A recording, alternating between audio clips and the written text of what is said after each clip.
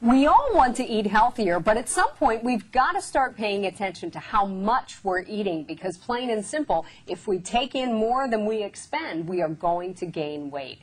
And calories are an important part of that equation, but that can be really confusing. So to help us sort all that out today is Amy Deal Greenlaw, our special guest, and welcome, Amy. Thank you. Amy's a registered dietitian with the Food Trust, which is a nonprofit organization that promotes access to affordable, nutritious food.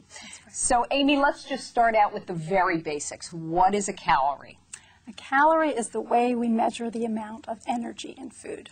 Okay, and as we move around and we breathe and we exercise and do all kinds of things, we expend calories. That's right. Correct? Yes, okay. We are always expending calories, and when we burn the same amount of calories that we take in, we have balanced our energy needs. We have taken in enough calories that we need. So if we take in more than we put out, then we gain weight. Then we gain weight. That's okay. right. How do we know how many calories we need? That's a very good question, and the answer is it depends. It depends on how old you are, it depends on if you're male or female, how tall you are, how much you weigh, and last but not least, how physically active you are. All of those things determine how many calories you need. So how do we figure it out? How do we know? Well, there's a couple ways. One general way of figuring it out is to go onto the website, www.mypyramid.gov, and there is a My Pyramid plan, which you can click on, and it will ask you to enter your age, gender, and how much you weigh, and how tall you are, and how physically active you are, and it will spit out a calorie level for you. Okay, great. We have a link to that on our website, incidentally, which is www.pottstownfoundation.org, and there's lots of great information on there to help people. Does it make sense to count calories?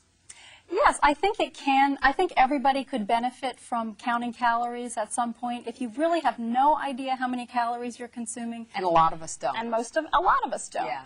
It could absolutely be very helpful to count calories for a couple days and just get an idea of how much you're eating. A food diary is a great way to do that, to keep track of how many calories you're consuming. And it also reminds you how often you're eating. Often we take little bites here, little snacks here, and we just don't realize how many times we're actually taking that calorie, that energy in. Calorie amnesia. Yes. Yes, yes, indeed. I think one of the most confusing things for a lot of people, when you eat a food that's out of a box or a package, Yes. it has the calories right on the back. But when you eat something at a restaurant, That's for right. instance, you really don't know. And there's That's lots true. of resources and websites and books and things like that that can provide those calorie estimates for you.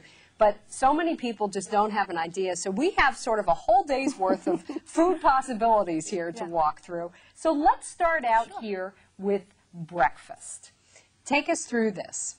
Well, this could be a typical diner breakfast: 3 pancakes, eggs, bacon, toast, syrup, Butter on the orange bread. juice. Lots of butter on the bread, lots of butter on the pancakes. Maple syrup. And a lot of maple syrup, too, because you got to keep them nice and soft and soaked in that. Over 800 calories. And if we're using 2,000 calories, it's just a general idea. And that's sort of an which estimate. is average. Right. And it is also what is used on food labels. You know, all food labels use a 2,000 calorie diet Right. to measure things. So that is almost half of your calories at just one meal. That's a lot. That's a lot. That's a lot. It is a lot.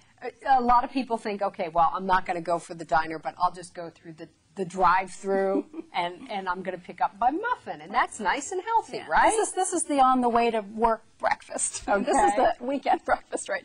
Yeah, that's on your way to work. You grab a muffin. They think it's nice and healthy. Yeah, it's a muffin.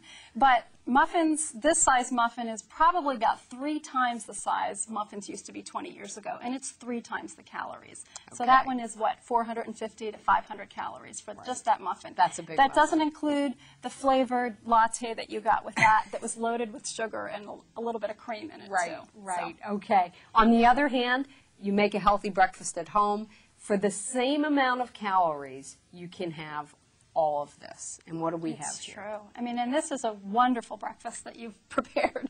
We have a whole grain cereal. We have a lovely little fruit salad. We have a glass of non-fat or low-fat milk, and we have some whole grain toast with that.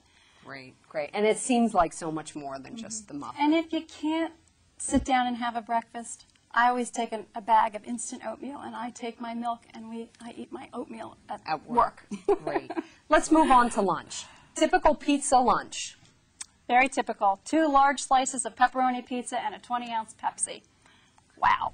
That's a 1,000 lot. calories. Wow. Yeah. That is a lot. And of most course, of those calories are in the form of sugar and fat. and fat. Okay. So we're not getting a lot of nutrition out of that huge number of calories.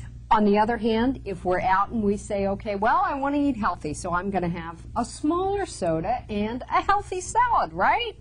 Wrong.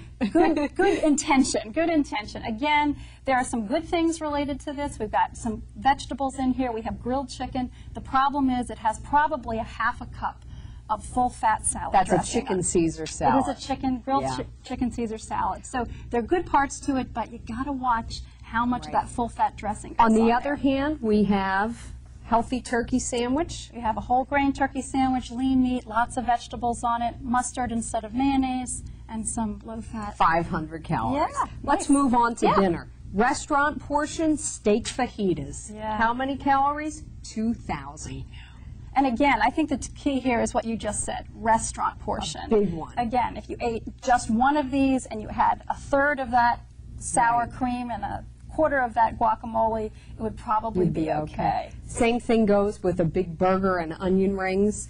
And some other options, again, if we eat at home and we move over here to the baked chicken and the veggies and the potato, you're looking at 500 calories. 500 calories, and again, you also are looking at nicely proportioned meal in Right. terms of getting Right. all that nutrition in because you've got all your food groups in there. Same as well. thing if you go soup, salad, and some whole grain bread, or even a whole cup of whole grain pasta with low-fat soup. You can even add some fruit to that and salad. Yep. You're good to go. And probably my favorite, this is just mind-boggling. You say, I'm going to skip dinner, and I'm just going to go for the popcorn, but 600 calories. Yeah, and popcorn is a whole grain snack, but popcorn with a half a cup of butter on it is no longer a healthy snack. That's a lot. I guess the moral of the story, Amy, is that it pays to familiarize yourself with how many calories are in the foods we eat and to really kind of keep track. So there's lots of good information on our website. Thank you so much so for welcome. visiting us.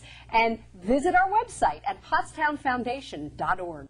It's important to pay attention to calories when you're trying to lose or maintain your weight. Become familiar with the calories that are in the food you eat, and remember, restaurant portions are often packed with lots of extra calories. Remember, it's all about balance. Calories in, calories out. When you move your body and exercise, you burn calories, and that's an important part of the equation.